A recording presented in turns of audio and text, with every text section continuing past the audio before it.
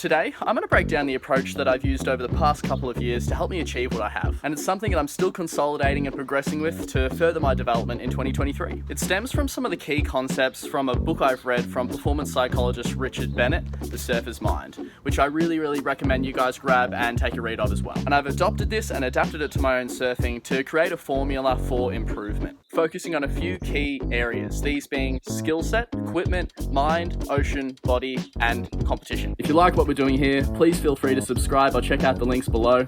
Let's get into it.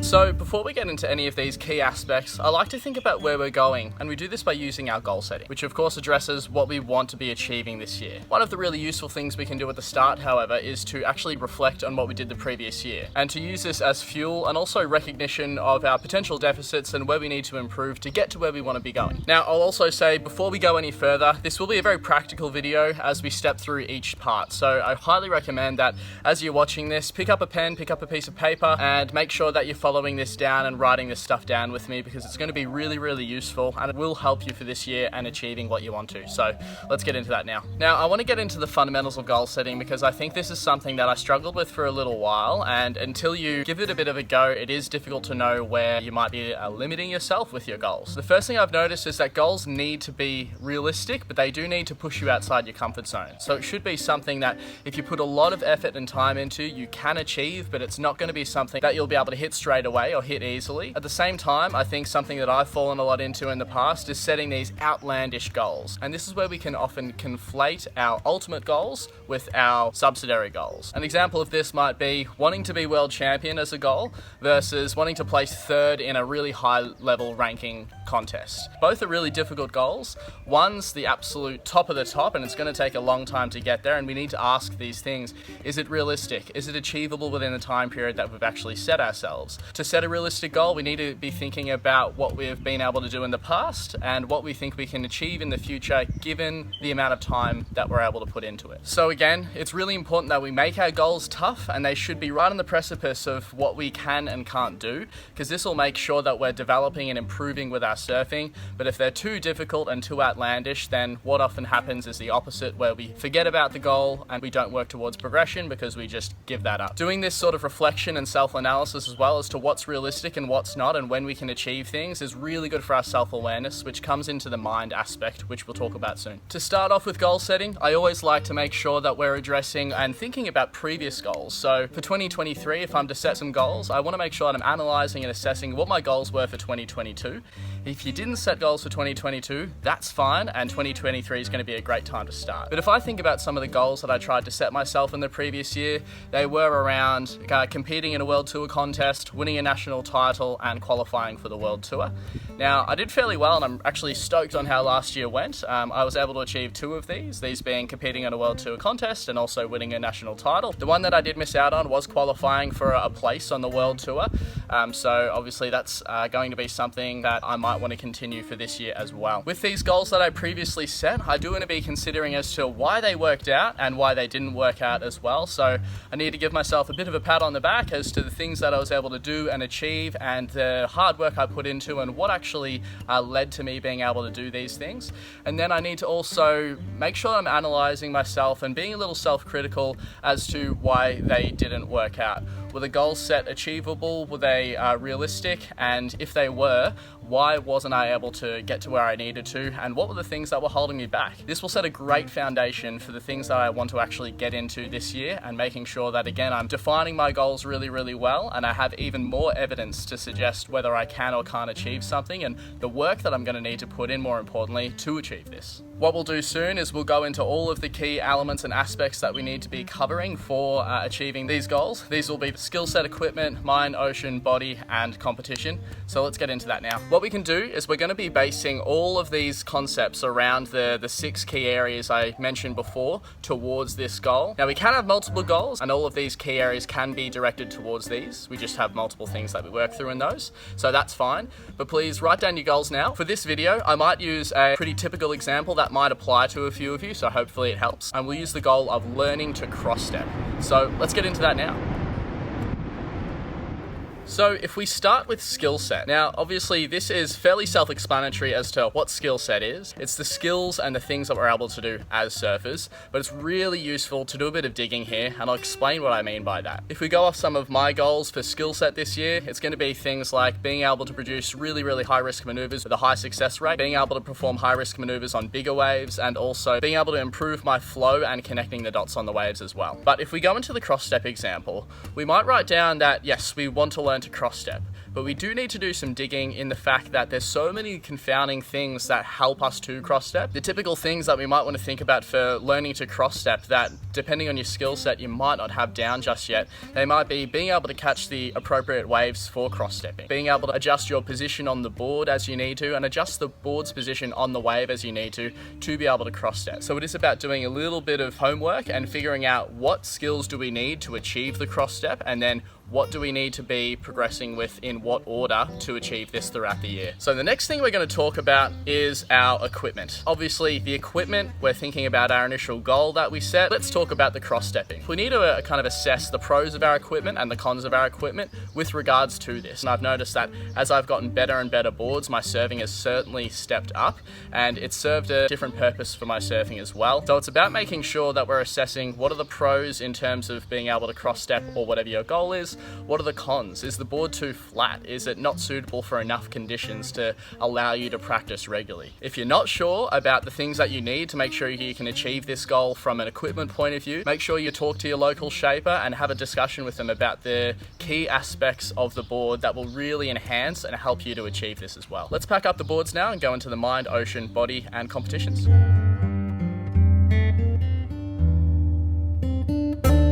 So now that we've gone through all of that, let's get into the mind. Now, when it comes to the mind, I do think about a few different things. One of the priorities for me with regards to the mind is focus, which harnesses how much time we can actually put into this goal for ourselves to achieve this within the year. This will influence the scale to which we can set these achievable goals. The more time that we're able to allocate to a certain goal, the higher level it can be. This will need to balance and juggle with the other things we're going on in our lives. Unfortunately, we're not all just surfers. We've got other things going on in our lives in terms of work and families and other commitments, so we do need to balance this and see what we can achieve. To consolidate how much time and effort we can actually place into this goal, it can be really useful to do things like calendars and schedules to fit this into the schedule and make it a priority. And then what I like about this as well is if you're not progressing the way that you want to by a certain time period, we can actually reflect and look on how much time we've dedicated to the goal, and if maybe we haven't been able to fit it in as much, we can have an objective measure as to why we might not have achieved our goal just yet,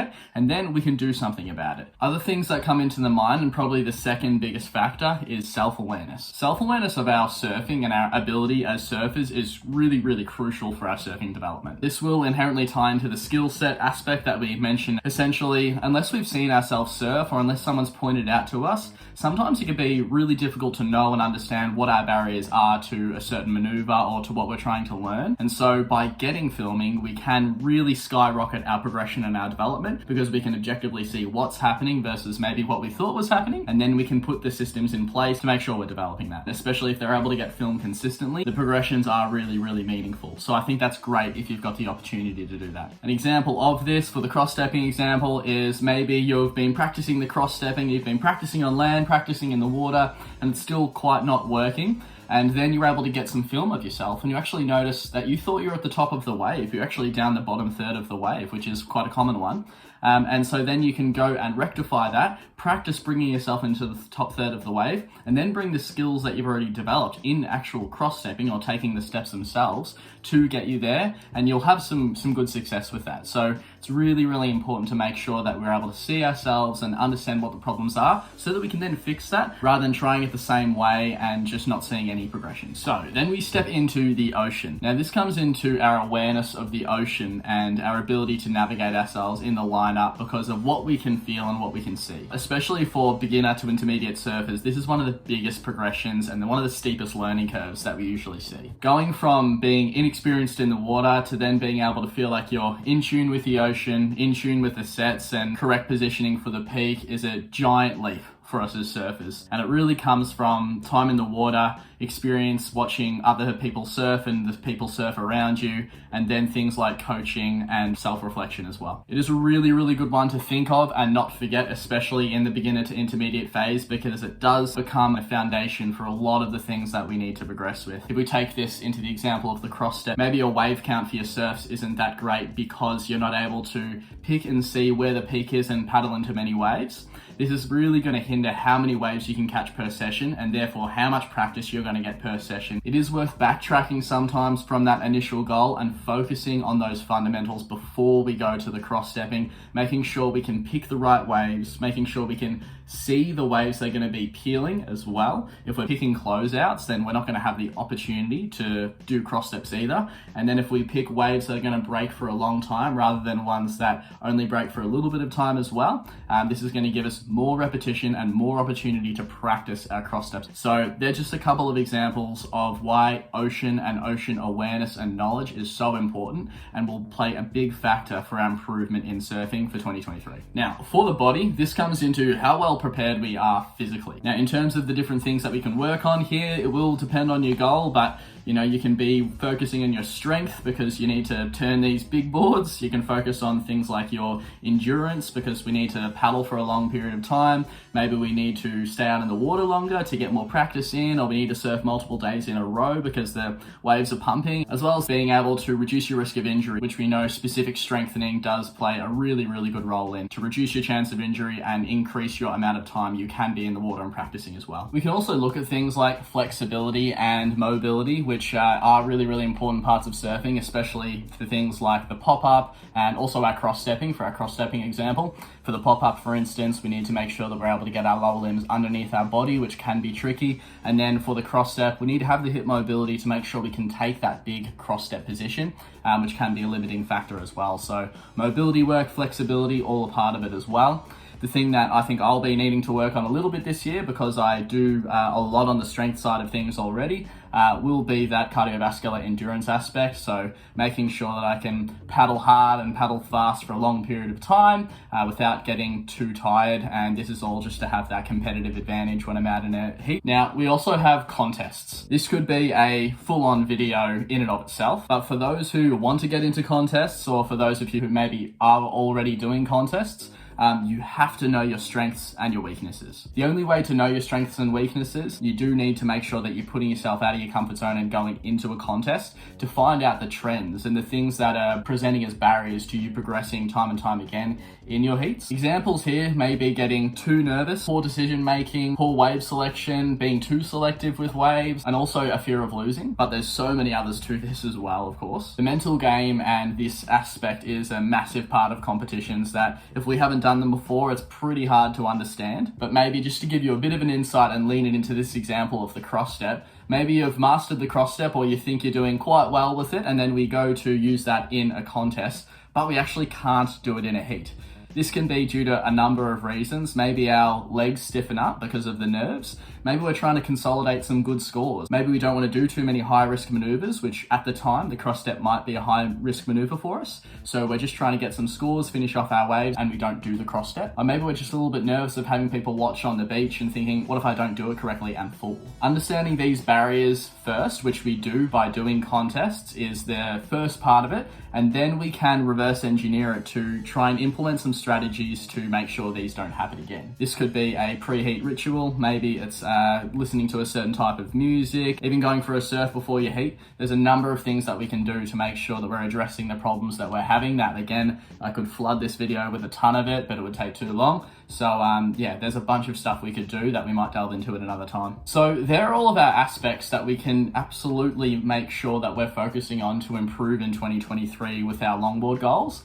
We do need to have that goal set first. That's extremely important. And then we need to work and reverse engineer from that end goal through these different elements of skill set, equipment, mind, body, ocean, and then competition if that applies to you as well. By doing this, you're actually going to be covering all of the important aspects to help your improvement, and especially things like the mind and the ocean and the body. These are often things that are overlooked where we just focus on skill set, which is really, really important. But there's a whole underlying picture which can actually allow us to produce our surfing required to do these skills. And we have to make sure we understand all of those components to really effectively improve. And that's something that I found has been a drastic difference in my own surfing over the past couple of years since I've gotten this book, which again, I think you should check out. It's a really, really good one. And yeah, hopefully you can apply it to your own surfing to improve and really notice some drastic improvements and differences in your surfing in 2023. So let's make it the year for that. If you do have any questions on any of this, please let me know. I'm always really, really happy to have a chat about it. Hopefully you found it useful and you can take this through your surfing starting now. So we'll catch you on the next one. Hope you guys are getting waves and we'll see you soon.